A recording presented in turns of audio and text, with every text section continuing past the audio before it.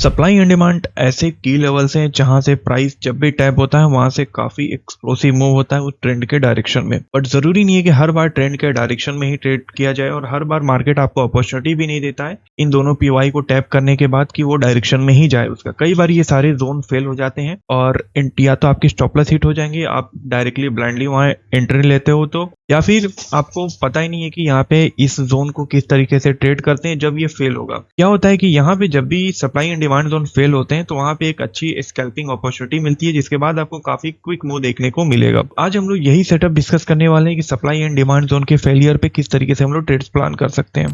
Okay, सो यहाँ पे एक सेटअप है सप्लाई एंड डिमांड जोन के फेलियर का। तो फिलहाल जो है सप्लाई जोन के फेलियर का हम लोग देख लेते हैं एक एग्जांपल। यहाँ प्राइस जो है ये स्विंग लो के नीचे स्ट्रक्चर शिफ्ट किया, शिफ्ट करने के बाद जब रिट्रेसमेंट के लिए गया तो यहाँ पे एक सप्लाई जोन था। ये सप्लाई जोन हम इसलिए नहीं लेंगे क्योंकि ये मिटिगेट हो चुका है, तो ये एक अनमिटिगेटेड सप्लाई जोन था। प्राइस जब यहाँ पे गया तो लॉजिकली क्या है कि ये सप्लाई जोन से हम लोग को एक सेलिंग अपॉर्चुनिटी मिलनी चाहिए और काफी सारे लोग जो है ये जोन टैप होते ही सेल कर दिए होंगे और स्टॉप लॉस इसके ऊपर का हाई का लगा दिए होंगे। बट उससे पहले क्या है, ये जोन टैप होने से पहले इसने स्ट्रक्चर कैसा बनाया रिट्रेसमेंट के दौरान कि प्राइस यहाँ पे रेंज बनाते हुए गया, फिर ब्रेकआउट दिया रेंज का, फिर प्राइस यहाँ पे रेंज का ही फॉर्मेशन कर रहा है। तो अब क्या है कि यहाँ पे हमारा सेटअप जो है अप्लाई होगा। जैसे ही रेंज का फॉर्मेशन शुरू होगा उस रेंज का जो भी हाई एरिया रहेगा उसको हम लोग को मार्क कर लेना होता है और जैसे उस रेंज का हाई क्रॉस करेगा जो भी कैंडल उस पर एंट्री लेनी होती है या फिर आप लिमिट ऑर्डर भी डाल सकते हो। और स्टॉप लॉस कैंडल का लो या फिर जो भी स्विंग लो रहेगा रेंज का वो स्टॉप लॉस होता है और मिनिमम 1:1 या फिर नियरेस्ट स्ट्रक्चर आप रख सकते हैं स्विंग हाई का। तो यहाँ पे क्या होता है काफी क्विक मूव हम लोग को देखने को मिलता है। बट